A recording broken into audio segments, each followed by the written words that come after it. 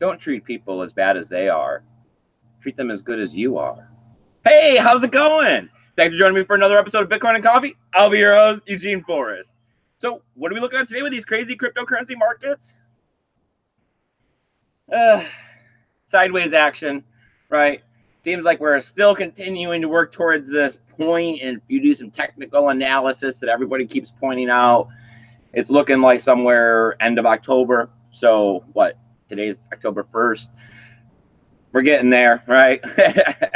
Whether or not it's actually going to be anything, it's a shake a magic 8-ball situation. As always, you can never tell what's going to happen with cryptocurrency. I mean, I would like to believe it's going to be the currency of the future, but I'm pretty biased about the situation. Well, let's go ahead. Let's take a look at coin market cap. But you know what I got for you? I got you a real special treat today. I got Samantha hanging out over there in the chat. Good morning, everyone. Hey, Samantha, would you mind pulling up one of those screen shares so we can check this controversial coin market cap together, see what all 2,000 and something of these coins are doing today? Thank you for refreshing it, because, you know, cryptocurrency, that stuff's changing every minute. All right, let's see. What do we got going on here? Well, we got BTC dominance at 51.3%. Nice. Still hanging out the same area. Magical twos for the market cap, $222 billion.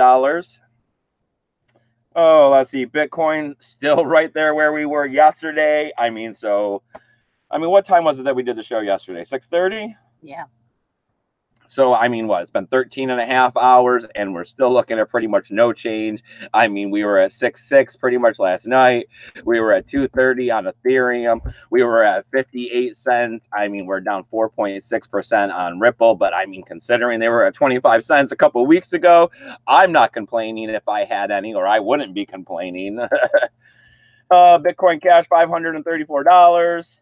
EOS, down 3%, $5.67. Litecoin holding on to that $60. Oh, so nothing too impressive, right? No, but that's not bad. I don't know. I've been hearing a lot of talk about people talking about, you know, the holding of altcoins versus, you know, holding of Bitcoin, that pretty much, unless you're seeing some sort of a potential gain to be made in the short term, that you're better off just holding Bitcoin as of lately, because, you know, everything sways with Bitcoin. If Bitcoin drops, you know, 5%, you know, your altcoin needs to pick up 5% in order not to, you know, come down with Bitcoin. And then to make a gain on top of it, you have to go up. And that's not usually how the market goes. You can look at the ends of these charts and they all seem to travel together. All right, so we got Steam at 91 cents. Slipping away from that dollar mark a bit. Not too bad, though. Only down 4.88% at the moment. I mean, that's getting near that 5%, but I think that's where we were seeing it at yesterday about. All right, let's go ahead. Let's take a look at the Steam back dollar. Steam back dollar. With an F. With an F. All right, let's see what we got going on here. 101.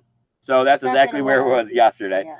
So in other words, what we're looking at, I've never seen the cryptocurrency market be so stable as what we've been seeing over the last month, at least. Yeah.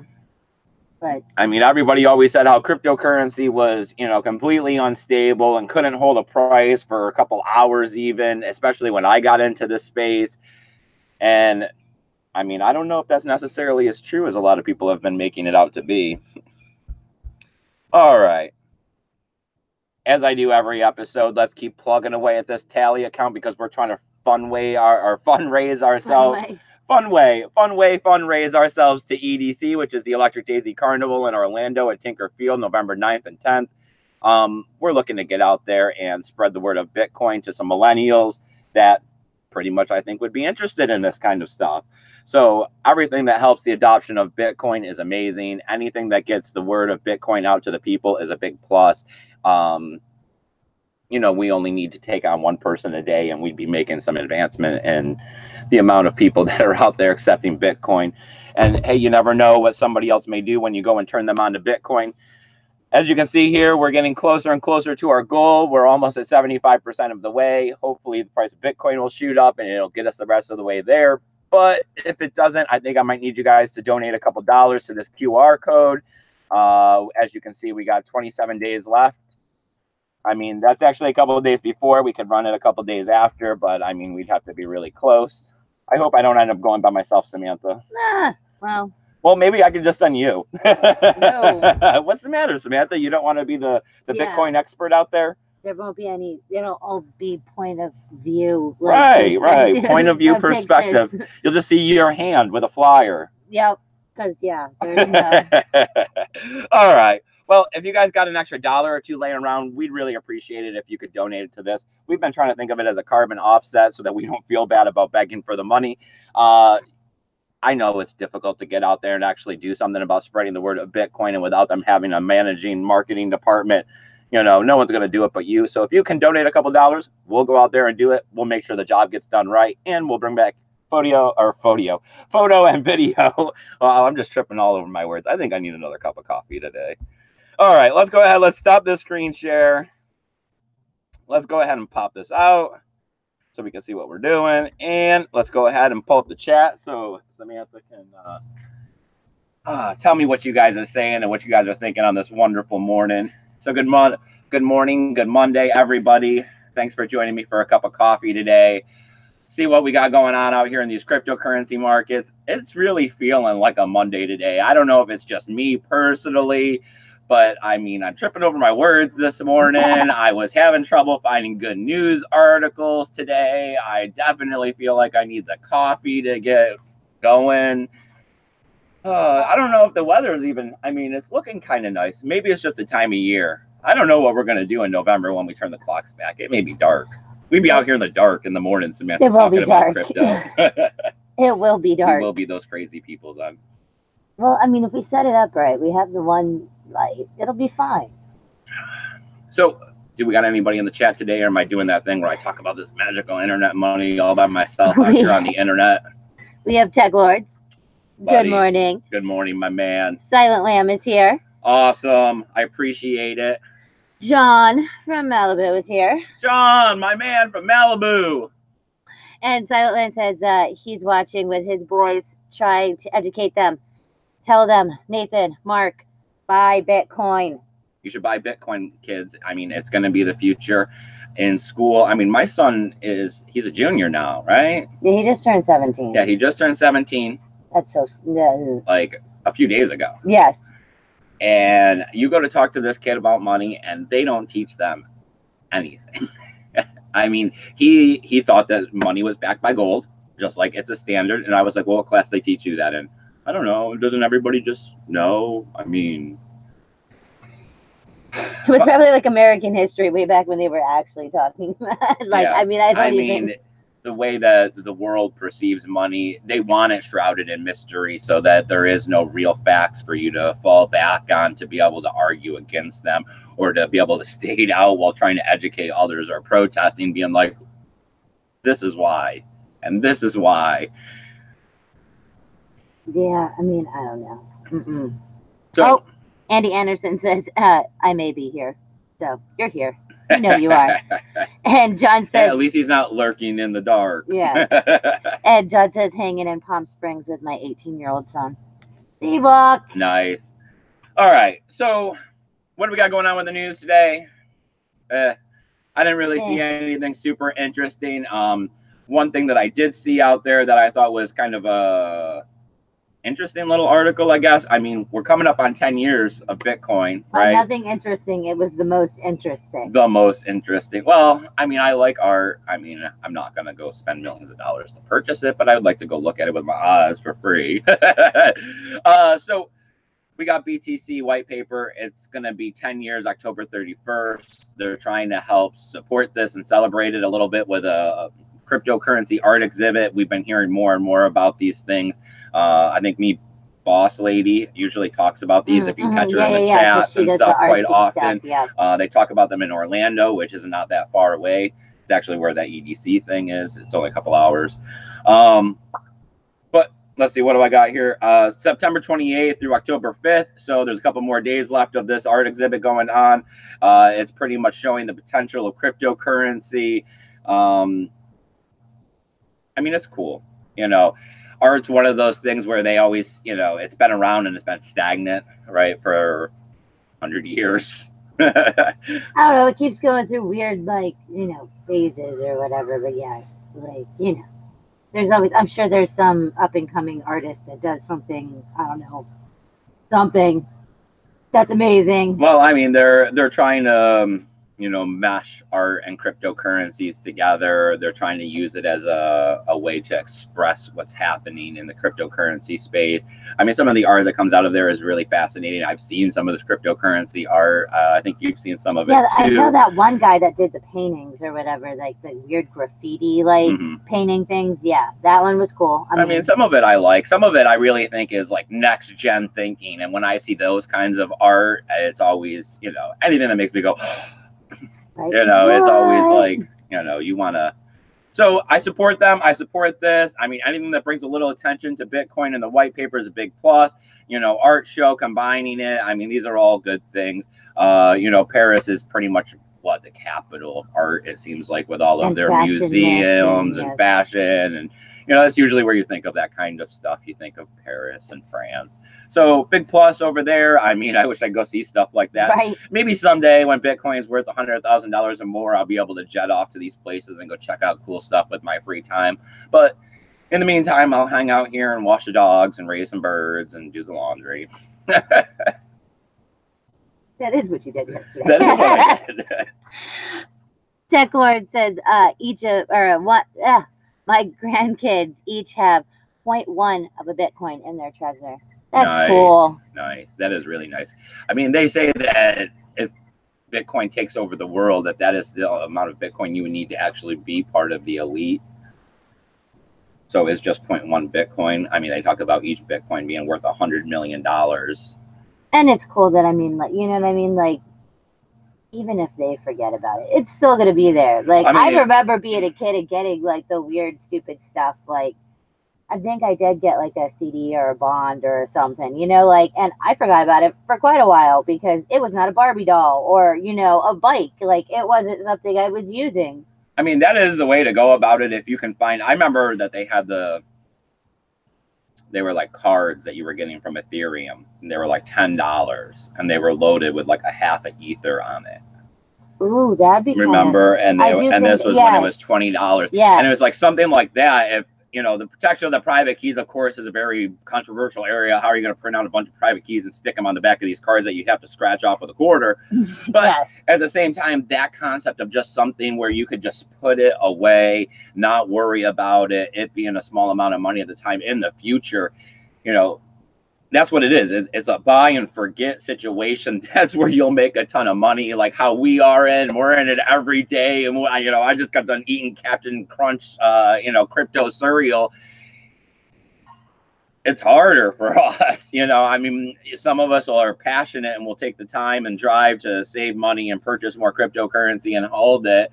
And others, they're going to get FUD and FOMO'd out left and right and be up and down riding the stuff like a seesaw. Where, just a small purchase, back in the day of half a Bitcoin, a whole ether, this and that, put away, where's it going to bring you 5-7 years from now?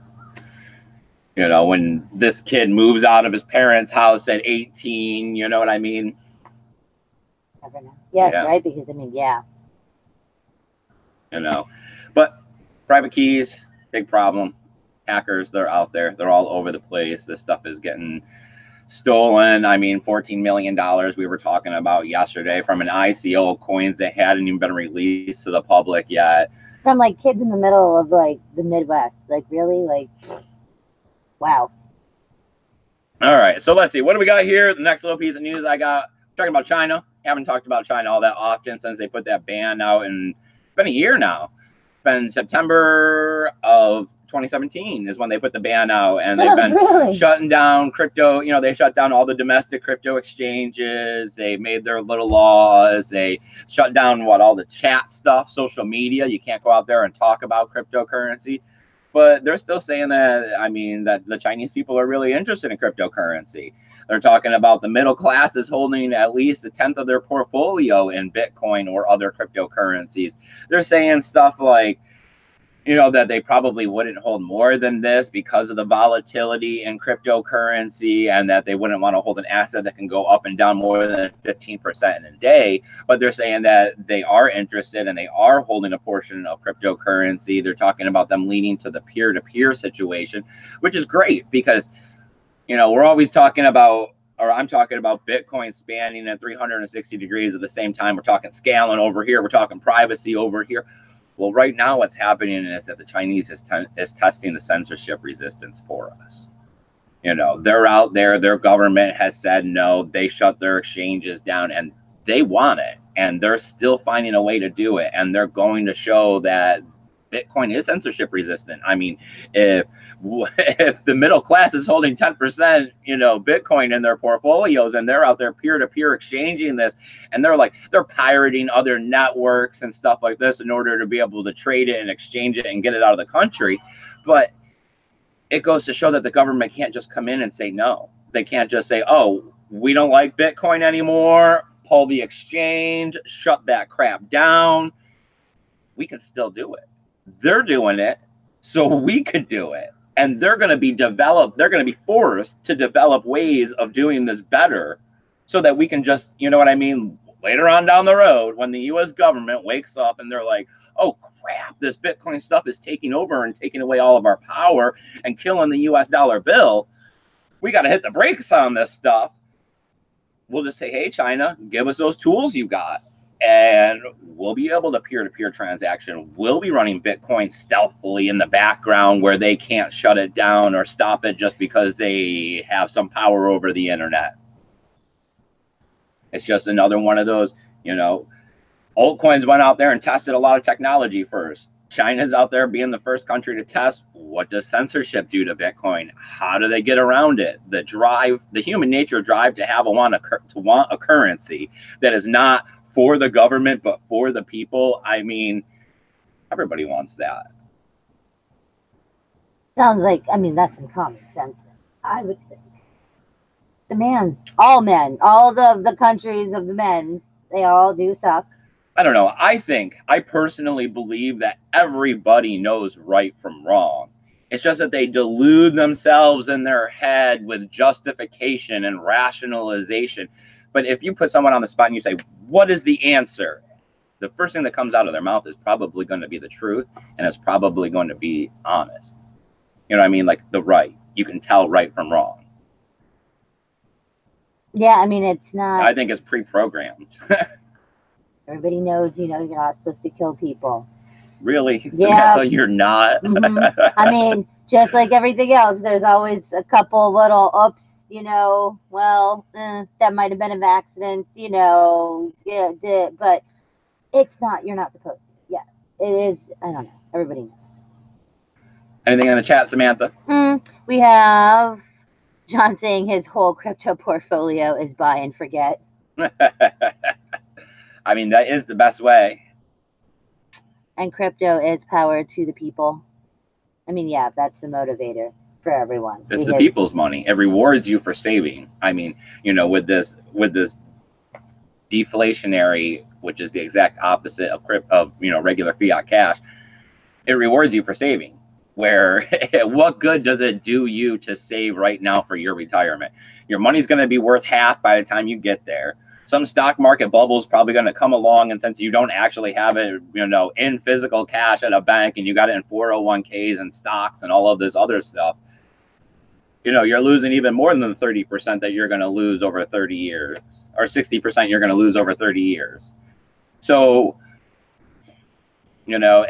when you get on a system like this and you can start teaching our children, and our children's children, that money is something that if you work hard and you gather it and you don't go out and spend every dollar you have and go into debt to look like the guy next door who's just, out there doing everything that's programmed onto them from television, you'll do better. You'll see what real wealth and value is. You'll get a better meaning of life. It won't be so materialistic. It'll be crazy when they don't teach. How there's economics in high school. And that is when they start, supply, demand, inflationary, deflationary, all of these, just wait until like it's like the history of economics and like right. This is what it used Bitcoin to be like. 101. And well, I mean, if we're lucky, fingers crossed, little Eugene's children will be a little bit older. We'll be sitting there, you know, whatever her little name's, little Susie will be coming home from grade school, and grandma will be teaching her about Bitcoin because she has Bitcoin 101. You'd be like, I protested for that stuff. We had a YouTube channel. The days of freedom fighting. All right.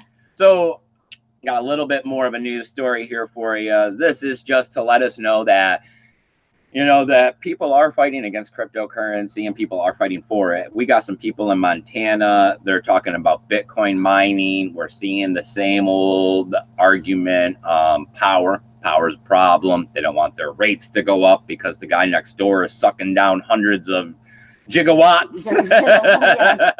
3.6 gigawatts of power to run the facility. You know, that's mining Bitcoin. And then they're talking about the noise, the sound pollution that occurs along with it. Like we've heard this one. Yes. Especially from China. Supposedly those factories are so loud over there. From like miles.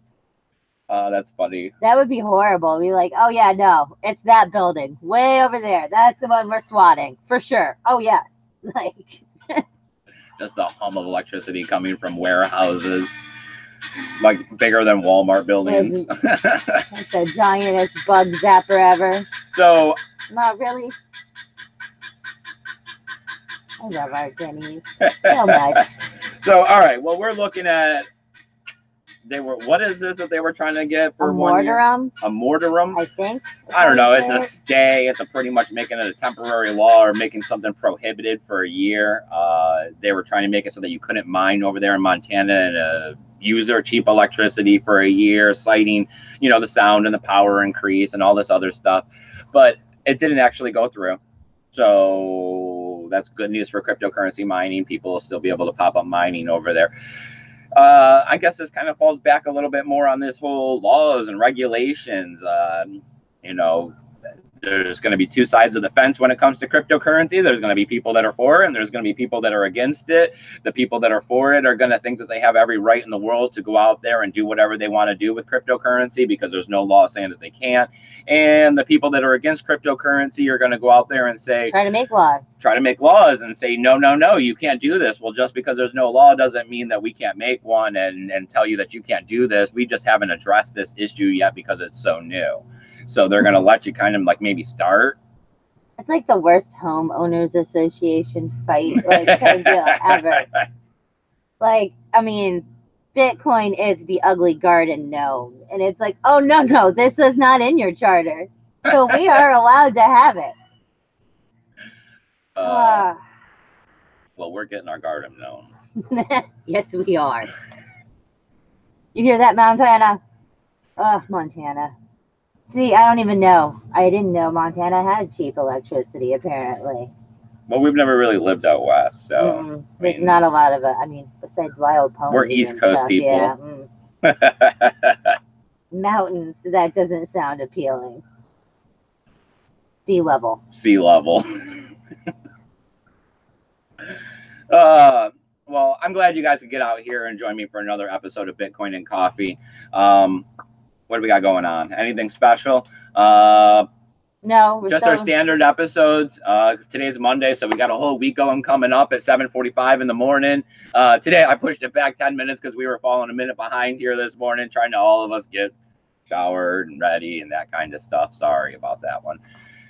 Still shooting for 7:45 as always, though.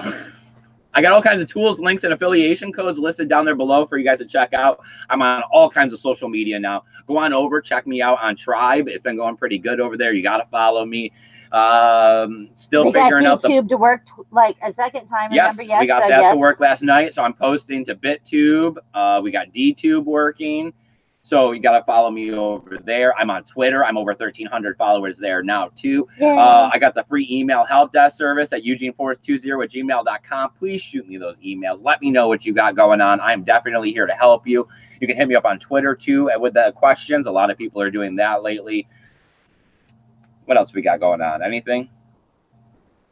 You don't think so? We're still waiting to hear back from Fundy AU to see if he's going to do a show. A show. Flyers, they should be coming in here. They should be sometime this week, right? Yeah, because it was supposed to be between the 8th and the 9th or the 10th or something. Yeah, and now, the new shipping tracking order stuff said that it was going to be here on the 3rd. Ooh, that's in like 2 days. Cool. Yeah, okay. So I'll have one of those to be able to show you guys on air what it actually looks like, hopefully, if it comes out right. And you can read that QR code. God, I know. They send did it that. back. They did that really quick.